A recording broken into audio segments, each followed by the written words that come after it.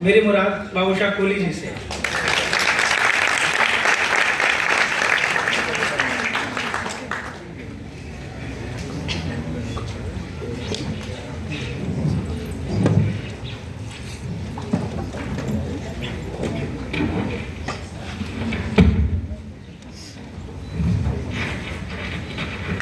नमस्ते दोस्तों। इस बार कविता के लिए दिल्ली लंबे वक्त के बाद आना हुआ।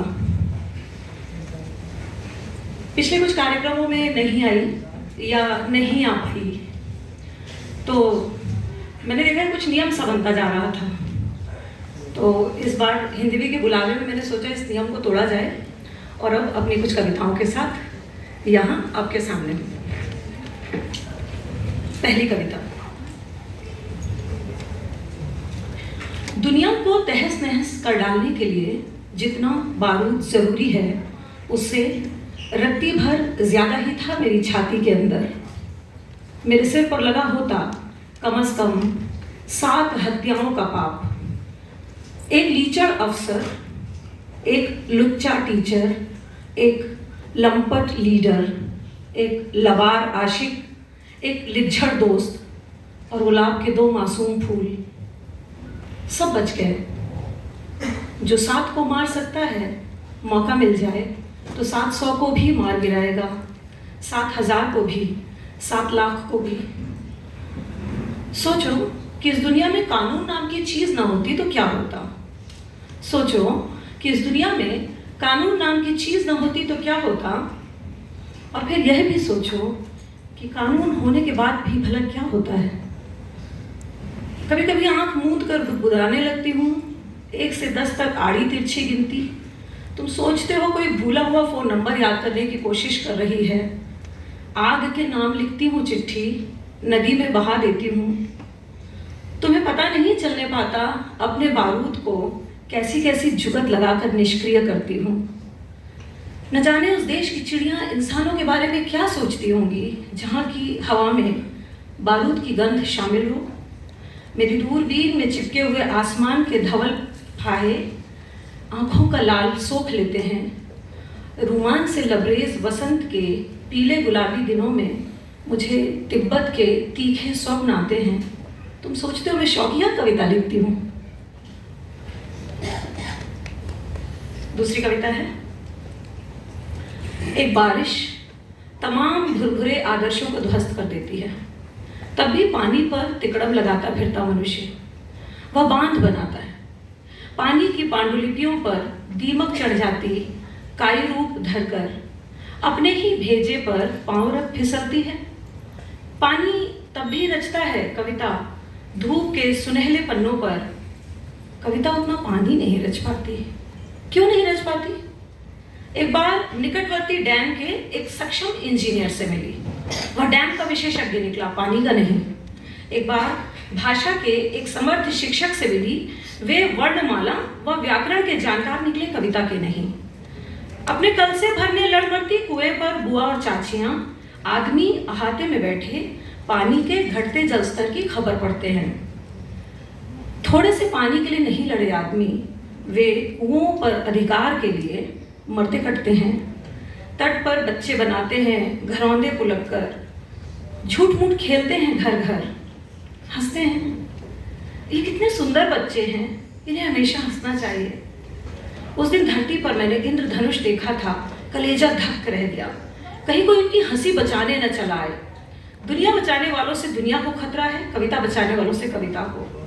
दुनिया बचाने वालों से दुनिया को खतरा है, कविता बचाने वालों से कविता को। पानी में घुलते घरौंदे, एक दूसरे को पानी पानी किए परछाइयाँ, पानी पर कांपती प्रतिछवियाँ। पानी एक दिन सबका चेहरा दिखा देता है। तुम पूछते हो कि मछलियाँ कभी सोती क्यों नहीं?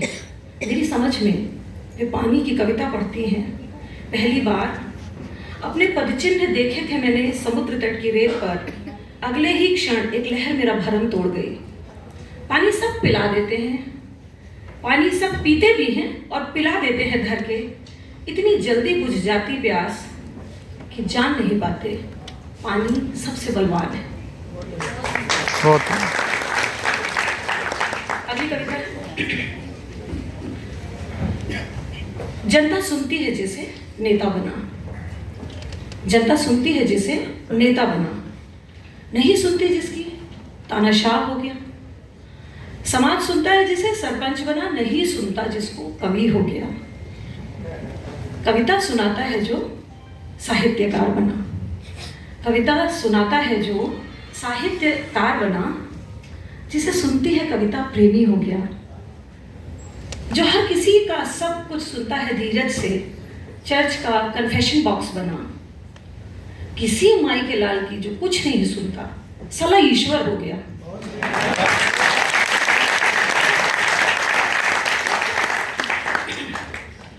हिंदी के एक बहुत कोमल और सहृदय कवि, सौभाग्य से मेरी गहरी मित्र भी है, उसके लिए मैंने कविता लिखी थी और उसके लिए लिखी इस कविता के माध्यम से मैं तमाम स्त्रियों को यह कविता समर्पित करती हूँ। स्त्री जानती है कि च्युइंगम चबाते हुए प्याज काटने पर आंसू नहीं निकलते। दिन के छोटे छोटे टुकड़ों को चबाते हुए वह दुख की झार वाली परतदार रात काट देती है। बंद रहती है तो उस सूटकेस की तरह जिसके ताले का पासवर्ड किसी को नहीं पता। बंद रहती है तो उस सूटकेस की तरह जिसके ताले का पासवर्ड किसी को नहीं पता। खुलती है तो नानी के बटुए के जैसी सारी नेमतें मोहल्ले में बांट देती है। रखने को रख लेती पहाड़ मन के भीतर, न रखने को तितली के पंख जितना भार भी नहीं रखती छाती पर। सुख, स्वप्न, संताप, सनक सब साझा करती, साथ साथ आंखों से नमक की डली चुन लेती है। हवा के छोर में गठान बांध खींच लाती बारिशों को, पलछिन की सुई में डाल के धूप का धागा एक नरम सुबह बुन लेती है। नेह में गले तक डूबती उतराती वह सिरजती रहती कविता या स्मृति या स्कार्फ। खो जाती गलियों में, नदियों में बह जाती, बोलती बहुत है, बोलती बहुत है, बहुत चुप रहती है। चीजों को पैदा कर देने के जादू से इतनी अधिक परिचित है स्त्री कि लगभग अपनी ही हमउम्र स्त्री को जाई बना लेती है। एक गीत गाती है, एक भूल जाती है, हिसाब से खर्चती है अतीत के घावों की पपड़ियां। खून पसीना एक एक कर कमाए हुए धन की तरह जानते बूझते हुए मोल ले लेती है शत्रुताएं, प्रेम अनायास करती जाती है। यह कविता पूनम अरोड़ा के लिए थी।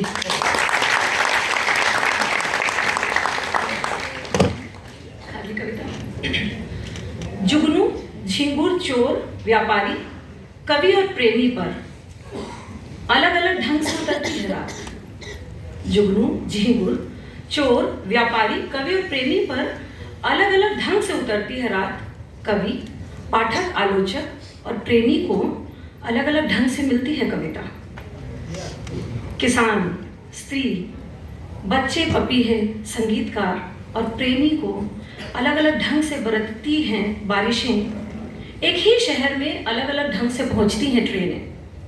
मैंने देखा है मृत्यु के कुछ समय पूर्व नास्तिकों को आस्तिक और आस्तिकों को नास्तिक में बदलते नायक, सैनिक, ध्यानी, प्रेमी और रानी चीटी पर अलग अलग ढंग से आती है मृत्यु। जितने रंग धरती के चप्पे चप्पे पर बिखरे पड़े हैं उससे 2 गुने, 4 गुने, 100 गुने मन के कैनवस पर। जिसे पूंछी पकड़ने का सलीका नहीं आता, कोई नजूमी उसे शनि और मंगल के खेलों में उलझा ले जाता है। सारंगी की जो तान कलावंतों पर फूलों की तरह झरती है, वही किसी प्रेमी के कलेजे को काट कर 2 टुकड़े भी कर सकती है। कभी यह नहीं कहती, कह नहीं सकती, कभी यह नहीं कहती, कह नहीं सकती, तुम मुझ जैसे हो जाओ, हो नहीं सकते। तुम कैसे सोच लेते हो मुझे तुम्हारी तरह सोचना चाहिए, तुम्हारी तरह हंसना चाहिए, तुम्हारी तरह बोलना चाहिए, तुम्हारी तरह रोना चाहिए, तुम्हारी तरह होना चाहिए।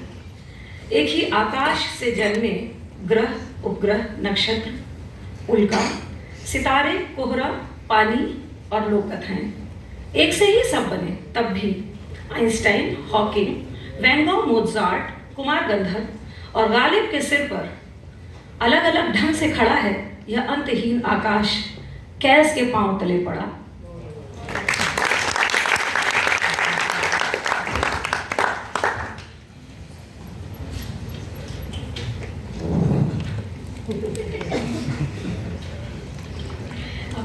निकालना है।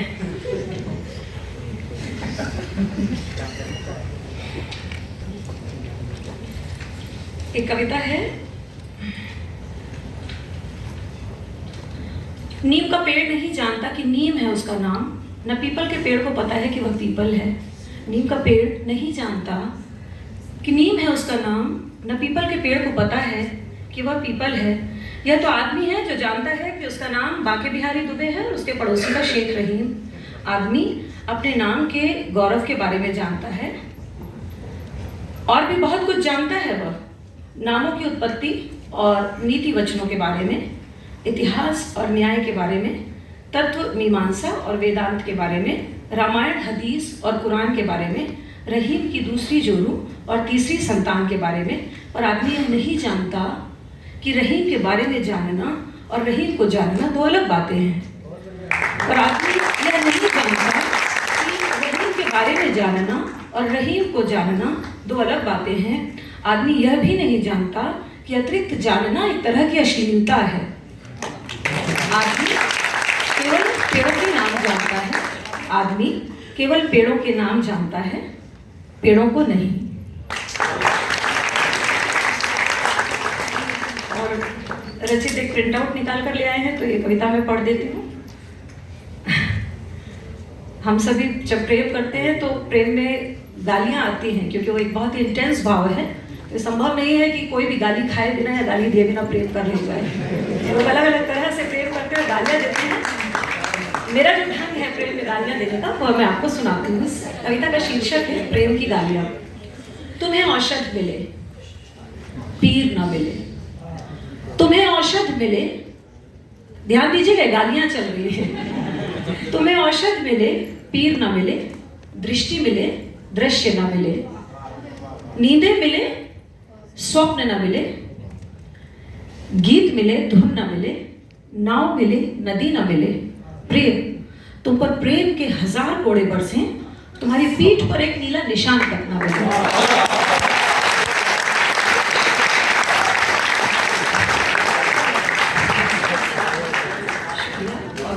एक आखिरी कविता। दिल्ली कविता की राजधानी है, ऐसा एक मित्र ने मुझसे कहा। दिल्ली कविता की राजधानी है, ऐसा एक मित्र ने मुझसे कहा। मैं चौंकी। कविता का देश हो सकता है, कविता का देश हो सकता है, पर राजधानी? मैंने कहा कविता का घर हो सकता है, आंगन हो सकता है, पगडंडी हो सकती है, गांव हो सकता है, वन हो सकता है, नदी हो सकती है। कविता का आसमान हो सकता है, सारा जहान हो सकता है, और राजधानी मैं अपने पाठकों की आंखों में देखती हूँ। पत्थर के किले में दिखती हैं छोटी हवादार खिड़कियाँ। पाती हूँ दिल्ली बहुत दूर तो नहीं। कई बार दिल्ली जाती हूँ, कई बार दिल्ली जाती हूँ, कभी कभी वहाँ कविता भी पढ़ती हूँ। दरअसल यह दिल्ली नहीं जो दूर है मुझसे, मैं ही दिल्ली से थोड़ा दूर दूर रहती हूँ।